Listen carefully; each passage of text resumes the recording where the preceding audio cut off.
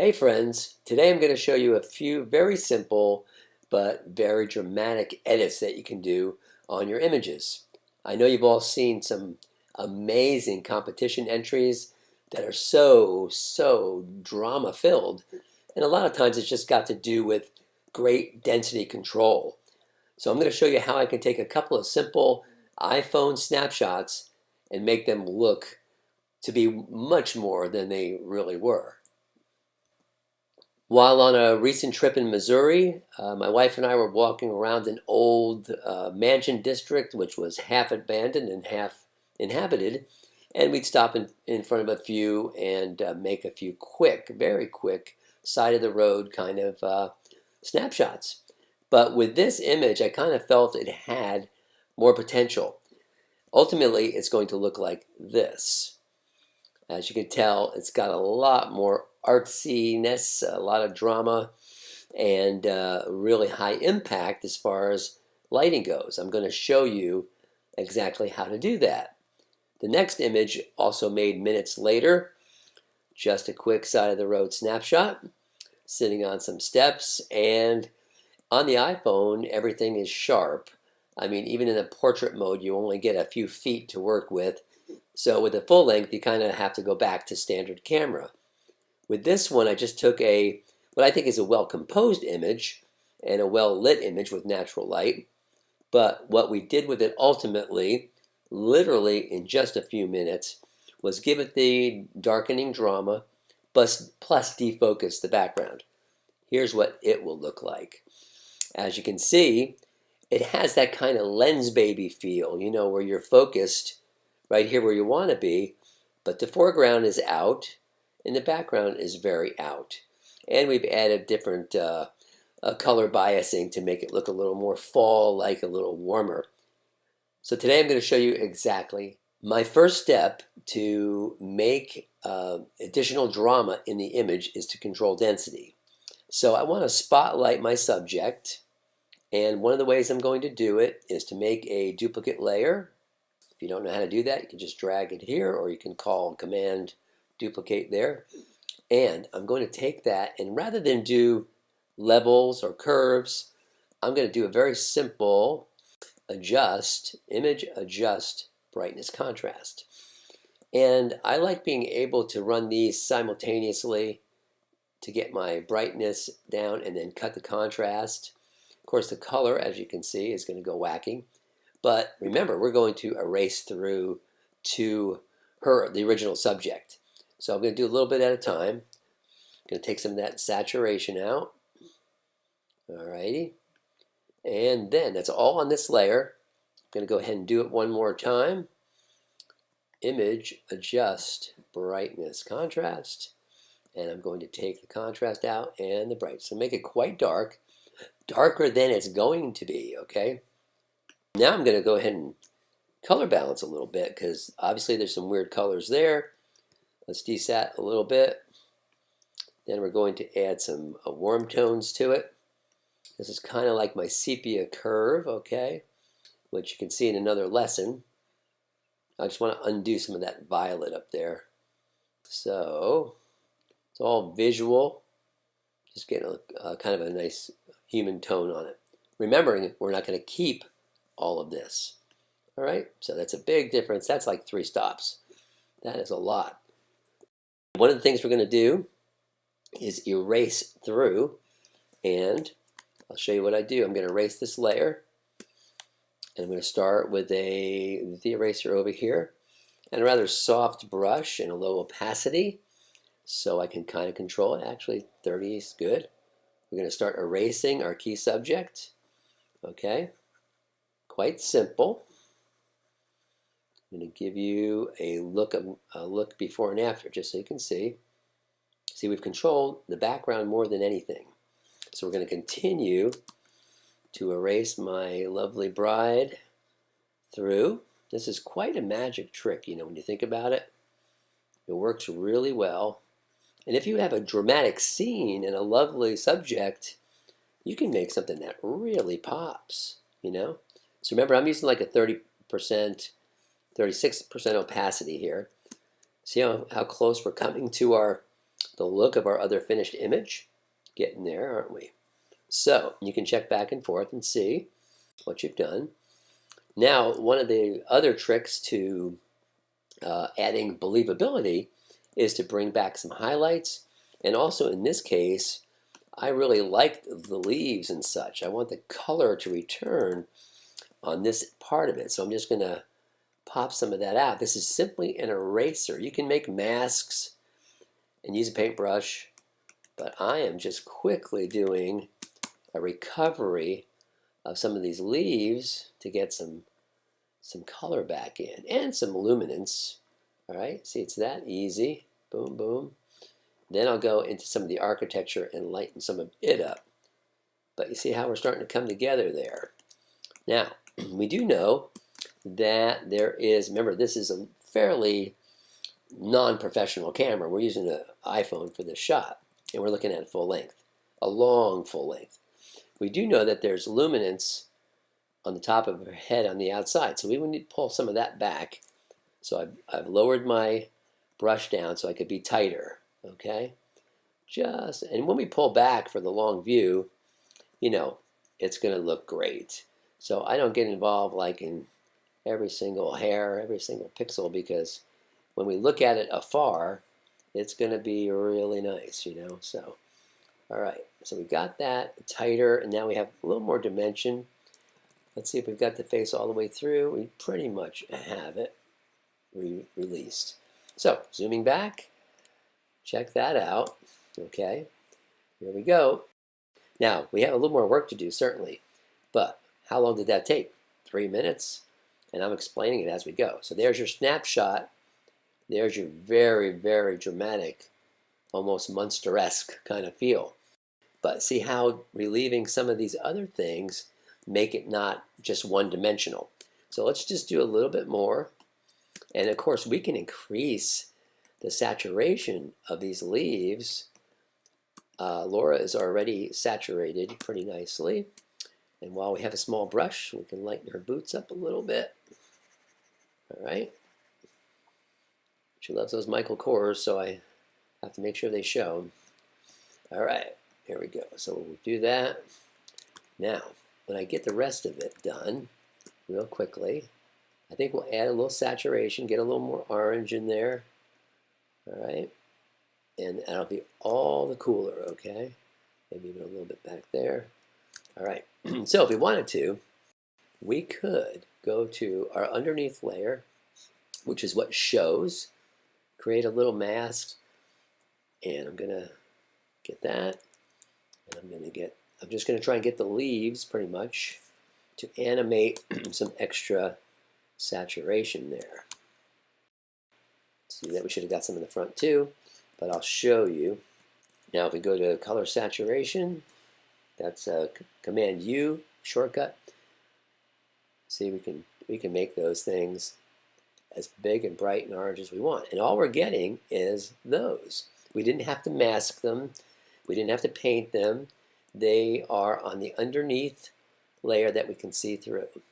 So there we go. So we add that beautiful kind of fall orange, which goes against her blue, which is very beautiful. And there we go. We're getting really close. I'd say we should probably finish. And as I mentioned, another thing we could do is highlight the architecture. This is a technique I use almost on every portrait, okay?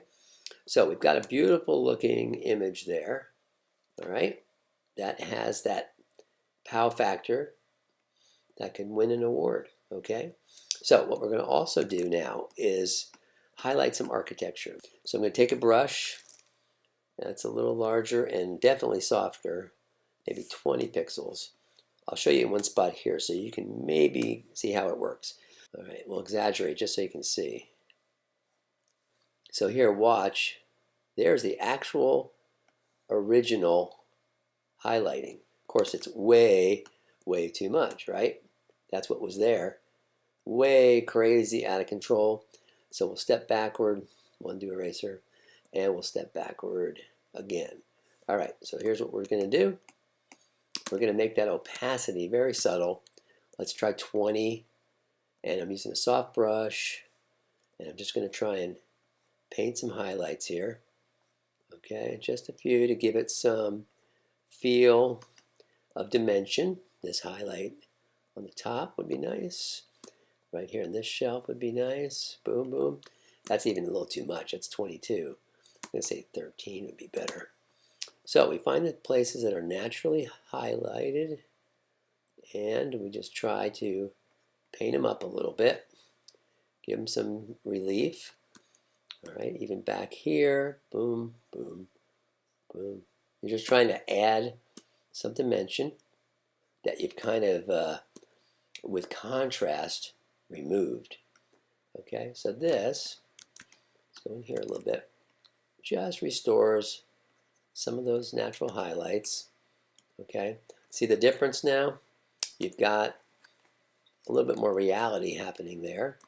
All right, let's do a little bit more on the house, just a little. I'm going to lower it even more, 8%, just so, see, even that on this dark house is still doing enough to make it feel more three-dimensional, right?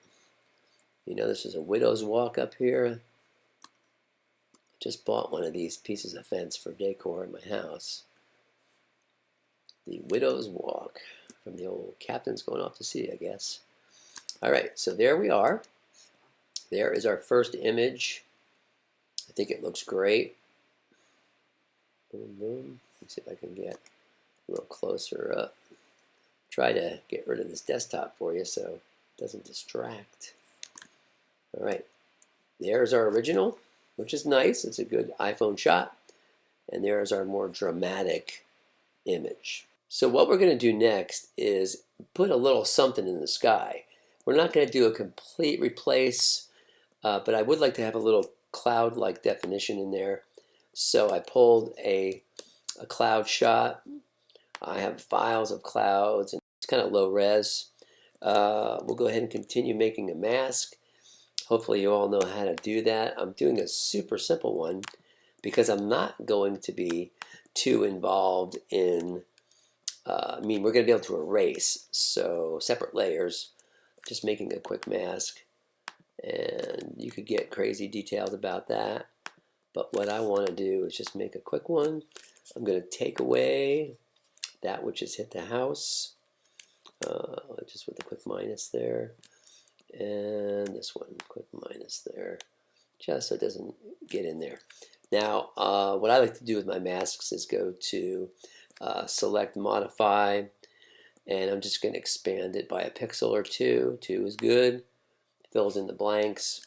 Now we're going to go ahead to get the sky I want, copy it, and put it in by, we're going to do paste special, paste into. Okay, so there's the picture back there. Like I said, it's going to be low res. We're only going to use a little bit of it. Going to transform it in the background just to put some sky in there, but we're not going to keep, again, all of that. We just want a little bit of something other than the deep gray that we've got. So let's desaturate some of that sky, and then we could actually go to brightness contrast and make that sky a little darker too. All right, and then we're going to fade it in. This is why the mask is not quite as important as many believe. Ultimately, it's going to look something like that, okay? So to make that work, I do have to do a little cleanup. So I'm going to take it all the way back up, and I'm going to look closely, and I'm going to fade some of that picture away. I could add mask in there.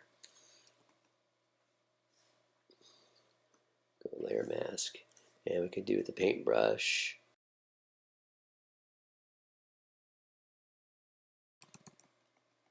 We could let some of that come through.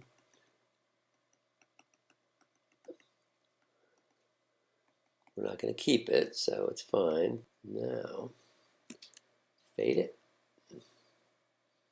Fade it in.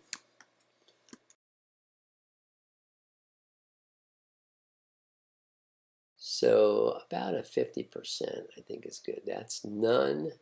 That's all. Just going to use a little bit of it so we have some clouds, but I still have to make it darker and grayer. But I do like it. We have enough of the trees coming through, and the widow's walk up there looks okay. It's a little ghosty. We could probably erase and grab some of that back. Let's see if that's possible. Yeah, so we can just put some of that back in so it appears clearer. You know, this is not a final work of art. If you're making a monster competition print, you're going to spend a lot of time on it. But this is about the feel more than anything. So that looks good. So before I flatten it, I'm going to change the color tone on it again. See if I can go and put a color balance in it. Just the sky. Yep, see, I'm going to put a little red and yellow, and it's good. So now that we've got the sky in, we have the dark layer in. I believe we can go ahead and merge those down. All right, let's do that. You can just flatten it for now and get all these layers down to one. Based on her bright skin and the colors we have back there, I think I'm going to do what we do one more time quickly. I'm going to take the master, copy it. We're going to desaturate some more. There we go.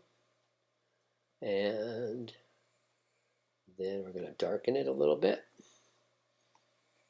I like to do image adjust. Go down this way. Maybe I'll add a little contrast in it this time. I think I'll do a Nik filter or something on it for the last stage. Now I'm going to tone this background, and I'm going to go to color balance. I'm going to add like 5 red, 5 yellow, mids, 3 and 3, and maybe another red and another couple of yellow. Now, get a great sepia tone feel there. And we have to bring our subject back. So for the last time, we are going to do an erase of our subject through the layers. So we'll start, 43, balance is good. We're going to bring her back, her color back, okay. And let's get a little smaller tool, and I will bring back my leaves a little bit. Now remember, we're not going to keep this entire layer, so those colors will come back somewhat on their own. But I want to get it as tight as I can. All right, so we've brought her back. We've got our scene. And we're not going to keep that much sepia, but we're going to keep a lot of it. So I'll just pop in real quick here and bring back some leaves color. See how darn easy that is. I'm at like 50% opacity, and that is all I need because we're going to fade the layer. So we bring all of the color back for Miss Laura so that she pops. Okay, get all our color back. We've got a lot of our little leaves back, I think. Could use more because that's our contrast point. This color is a beautiful contrast.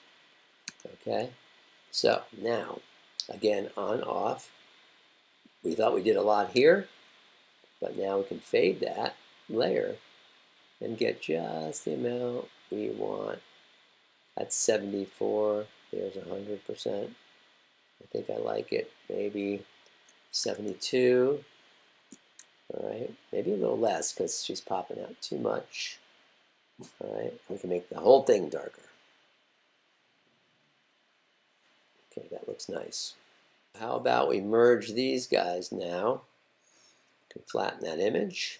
Let's duplicate it again and do another effect. All right, let's go to filters. I have Nik filters in here, which I like. And maybe we'll add something with a little structure. We can go to, that's tonal contrast, I think. Let's see. All right, so that gives us a lot of punch, which we don't need that much, of course. Let's see what other ones might look good. Detail extractor is good. That's good, but it's not the look I want. There's a lot of great filters. I'm just going to go to tonal contrast. And generally it's good. We're going to have to erase quite a bit of it, but it should do great things for the architecture and the leaves. So what we'll do is we'll just erase those things that are offensive. That's the way I like to think about it. So here it is, all toned up. Love all this. Don't like the sky and all that. So what we can do, turn off the bottom layer, go to our eraser, and just in broad brushes, take away this which is over affected, in my opinion. Okay, a little less there. Put the other one back, and now it's a little more normalized. But this intensity here is great, and I like that a lot. So I'm good with a lot of that. Where is it too much? The extremities, I think, a little bit. So I take a little bit. I take this off so you can see it. A little less. I want it to come into the effect, not be too tight. All right. So there we go. So there it is. See, we're just affecting the front mostly. And we won't keep it all because it's a bit severe. So we'll take that down. And I think we're pretty close. I think we got a beautiful piece here. So I'll just flatten that. Take a look. It's pretty neat. Can't really see the artwork, which is nice. It's separated well from the background. So there you go. There's our finished piece. So here's the one we've done today. Pretty intense. As you can see, the subject pretty much remains the same. But there's a great difference in the scene. And your attention has to go right here, no doubt about it. Let's look at it. Here's the original one that I had made, a little softer. Okay, so we've got all those. Let's do one more thing. Let's just play these two. So here's our original, the original iPhone Snap. And there's our new art piece, which again you can finish with edges and all kinds of things. But you know, if you take away the teaching portion of what we just did, you could probably do this in 10, 12 minutes, all right? Because the masking and the erasing and all that is very, very simple. So once again, there is the original. Here's the one we did today. Here's the one I had previously done, which inspired me to teach you this little move. Not as severe, but still one that I very much like. So I hope you enjoyed this lesson, and I hope that you'll stay with us and subscribe to the Master Photo Techniques with me, Tim Kelly. We'd love to have you on board.